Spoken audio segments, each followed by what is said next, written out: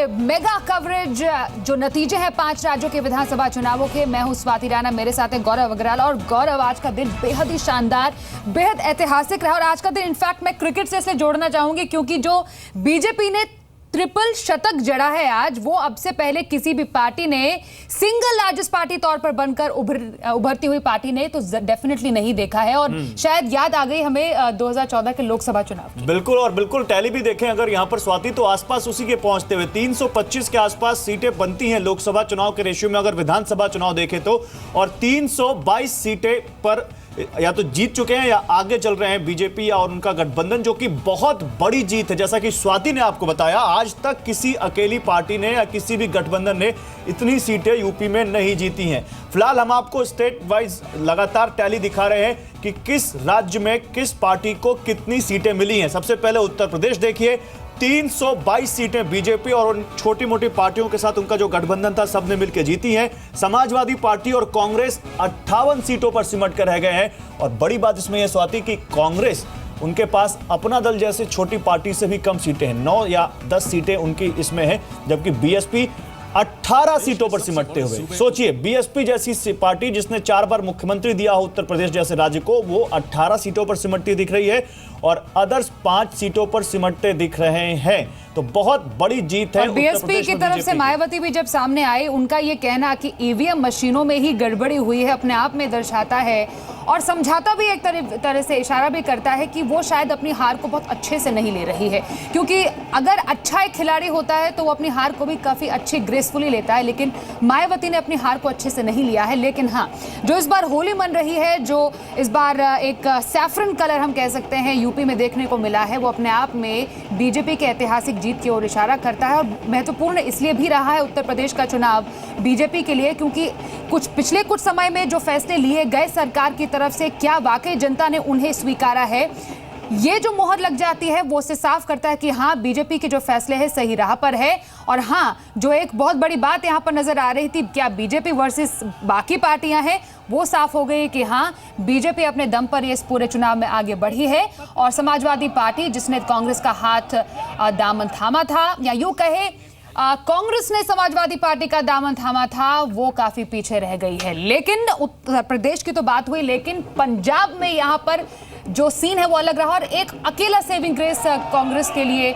रहा है पंजाब में। गौरव, बिल्कुल, और ये कैप्टन अमरिंदर सिंह का कैरिश्मा कहा जाएगा और कुछ भी नहीं है इसके अलावा, क्योंकि कैप्टन अमरिंदर सिंह ही वो शख्सियत हैं जिन्होंने कांग्रेस पार्टी को जीत दिलाई है। कैप्टन अमरिंदर सिंह 2 जगह से चुनाव लड़े थे। लंबी में वो प्रकाश सिंह बादल के आगे हार गए, लेकिन पटियाला में उन्होंने भारी जीत हासिल की है। और न केवल पटियाला, बल्कि कैप्टन अमरिंदर सिंह के सिर पर पूरे पंजाब का ताज सजेगा, जहां उन्होंने आम आदमी पार्टी की बड़ी चुनौती के बीच 77 सीटों पर कांग्रेस पार्टी को लाकर खड़ा किया है, जो 117 सीटों के बीच एक बड़ा बहुमत है और बड़ा नंबर है। और कैप्टन अमरिंदर सिंह खुद कह चुके हैं कि ये उनका आखिरी इलेक्शन होगा। तो क्या इलेक्शन और क्या फेयरवेल, एज सीएम अगर किसी पॉलिटिशियन को फेयरवेल मिले तो मेरे ख्याल से इससे ज्यादा बड़ा और ग्रेसफुली फेयरवेल तो नहीं होगा। वाकई साख पे उनकी अपनी राजनीतिक पारी भी थी जिसको बखूबी उन्होंने निभाया। लेकिन यहाँ पर आम आदमी पार्टी को हमें भूलना नहीं चाहिए गौरव, क्योंकि आप देखो अगर 24 सीटों पर उसने आगे बढ़त हासिल की है। 26 तीसरी बड़ी पार्टी जरूर है, 3 ही पार्टियां थी, लेकिन पहली डेब्यू परफॉर्मेंस में ऐसा सीटें हासिल करना अपने आप में एक अच्छा परफॉर्मेंस इसको कहा जा सकता है। बिल्कुल, तो कांग्रेस ने पंजाब में तो अपना चेहरा बचाया है। कांग्रेस ने पंजाब में चेहरा नहीं बचाया बल्कि बड़ी जीत हासिल की, लेकिन और कहीं पर उनके लिए कुछ अच्छी सीट खबर नहीं है। मणिपुर और गोवा में कहीं ना कहीं वो लड़ाई में दिख रहे हैं, लेकिन अभी वहां पर पिक्चर क्लियर नहीं हुई है। उत्तराखंड में बहुत बुरी हार हुई है कांग्रेस की। यूपी में सूपड़ा साफ हो गया है, अपना दल से छोटी पार्टी बन गए हैं। और ये 2 बड़े राज्य बहुत बड़ा संकेत देते हैं आने वाली राजनीति के लिए।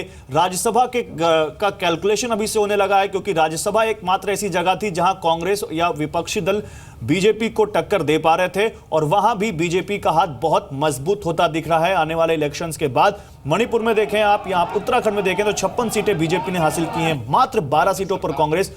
और उन 12 सीटों में भी हरीश रावत की कोई सीट नहीं है। हरीश रावत अपनी दोनों सीटें हार गए हैं, जो कि वहां मुख्यमंत्री थे कांग्रेस के। तो उत्तराखंड में भारी हार, वहीं यूपी और यूके में यहाँ ये कह सकते हैं उत्तराखंड में तो मोदी की जो सुनामी वो चली है। मणिपुर के ट्रेंड जो हैं वो थोड़ा बहुत कह सकते हैं, मणिपुर और गोवा जो है वो काफी नेक टू नेक है, लेकिन कुछ देर में तस्वीर साफ होगी। मणिपुर में थोड़ा सा लीड हासिल करते हुए कांग्रेस 24 सीटों पर, लेकिन तस्वीर कुछ और ज्यादा अच्छे से साफ हो जाती है जो हम आंकड़े अब दर्शकों के सामने पेश कर रहे हैं। देखिए 403 जो आंकड़े सामने आए हैं, ट्रेंड्स आए हैं, उसमें समाजवादी पार्टी प्लस कहीं नहीं नजर आती है। 58, महज 58, बीएसपी तो और भी पीछे 18 सीटें, वहीं अदर्स 5 सीटें, और जो सबसे बड़ी पार्टी बनकर उभरी है वो है बीजेपी प्लस 322 सीटें। अपने आप में नंबर इतना ज्यादा बड़ा नजर आता है गौरव, वो भी अगर 403 सीटों की हम बात करें, वो तो कहीं से ज्यादा तीनों पार्टियों को मिला के भी कंपैरिजन नहीं, उसका कोई कंपैरिजन है ही नहीं। और ये कंपैरिजन नहीं होना इन तीनों पार्टियों के लिए या इन दो बहुत बड़ा चिंता का कारण भी है, बहुत अलार्मिंग सिचुएशन। ये इनमें से 2 पार्टियां ऐसी हैं जो उत्तर प्रदेश का जिनका वजूद उत्तर प्रदेश से शुरू होता है, और ये दोनों पार्टियां उत्तर प्रदेश की एक समय सबसे बड़ी पार्टियां हुआ करती थी और बीजेपी और कांग्रेस इनके पीछे खड़ा हुआ करती थी। लेकिन आज सबको एक तरफ से कहते नहीं झाड़ू लगा दी, उस तरह से बीजेपी ने जीत हासिल की है उत्तर प्रदेश में। लेकिन पंजाब को लेकर थोड़ा बहुत खुशी जरूर दिखा रहे होंगे, और जितने भी हमने कांग्रेस प्रवक्ताओं से भी बात की है वो यूपी पे बात नहीं करते थे, पंजाब पे जरूर बात करते थे। तो चलिए, उनके लिए अच्छी खबर यह है कि पंजाब में बहुमत को पार कर गए, सरकार बन रही है कांग्रेस की 77 सीटों के साथ। जो अब तक रुझान और कुछ नतीजे सामने आए हैं, शिरोमणि अकाली दल प्लस 18 सीटों पर सिमट कर, लेकिन आम आदमी पार्टी ने शानदार प्रदर्शन करते हुए 22 सीटें। एक ऐसी पार्टी जो कि नेशनल लेवल पर पहली बार अपने आप को साबित करने के लिए उतरी थी दिल्ली के बाद, वो अब पंजाब में दूसरी बड़ी पार्टी बनकर उभरी है। अपने आप में ये एक बहुत बड़ी बात है। उत्तराखंड की बात करें तो बीजेपी ने यहाँ पर बहुत ही बेहतरीन प्रदर्शन किया और एक बार फिर से सुपड़ा साफ किया है। पर गौरव, 70 सीटों में से जो रुझान सामने आ रहे हैं उसमें एक जबरदस्त बढ़त और जीत मिली है बीजेपी को। ये देखिए आंकड़े, बीजेपी 56 सीट, कांग्रेस 12, बीएसपी को एक भी सीट नहीं और अन्य 2। चलिए अब आपको दिखाते हैं कि बीजेपी के राष्ट्रीय अध्यक्ष अमित शाह ने इस भारी जीत के बाद क्या कहा है, सुन लिए। सबसे पहले तो मैं उत्तर प्रदेश, उत्तराखंड, गोवा, मणिपुर और पंजाब की जनता को भारतीय जनता पार्टी की ओर से हृदय से धन्यवाद देना चाहता हूं और उनका अभिनंदन भी करना चाहता हूं, क्योंकि जो ऐतिहासिक मैंडेट ये 5 राज्यों की जनता ने दिया है वो देश के राजनीति को एक नई दिशा देने वाला होने वाला है। मैं भारतीय जनता पार्टी के देश भर में फैले हुए करोड़ों कार्यकर्ता और शुभचिंतकों का भी धन्यवाद करना चाहता हूं, क्योंकि कई उतार चढ़ाव भरे इस चुनाव में अनेक मौकों पर भारतीय जनता पार्टी के देश भर के कार्यकर्ता और शुभचिंतकों ने हमारा हौसला बढ़ाया है, हमारा समर्थन किया है और हमारी मदद भी करी है। अमित शाह जी को तो अभी आपने सुना, और विनिंग पार्टी से प्रेम शुक्ला जी इस वक्त हमारे साथ हैं। सुबह से ही बीजेपी के तमाम कार्यकर्ता बहुत इस वक्त खुश हैं, और प्रेम शुक्ला जी आपका बहुत स्वागत है और बहुत बहुत बधाई आपको इस बहुत बड़ी जीत पर। अगर आप हमें सुन पा रहे हैं क्लियरली तो होली की भी बधाई, इस बहुत बड़ी जीत की भी बधाई, और खुद अमित शाह जी ने श्रेय भी दिया है तम सभी के हार्ड वर्क को, और 322 सीटों पर जीत हासिल करना उत्तर प्रदेश में, और वो भी एक सिंगल लार्जेस्ट पार्टी जो अब से पहले कभी नहीं हुआ है। अपने आप में डेफिनेटली आप सभी कार्यकर्ता बैठकर ये जीत का जश्न जरूर मना रहे हो। होली इस बार और भी खास होने जा रही है। निश्चित तौर पर आदरणीय नरेंद्र मोदी जी के कुशल नेतृत्व की, आदरणीय अमित शाह जी के कुशल सांगठनिक क्षमता की और लाखों करोड़ों कार्यकर्ताओं के अथक परिश्रम का ये परिणाम आया है। और आदरणीय मोदी जी ने तो पहले ही कह दिया था कि होली जो है वो भारतीय जनता पार्टी के लोग मनाएंगे, होली राष्ट्रवाद के लोग मनाएंगे, होली राष्ट्रवादी विचारधारा को मानने वाले लोग बनाएंगे, और जो लोग कुछ लोगों का विकास और कुछ लोगों का के ही वोट चाहते हैं वो पराजित होंगे।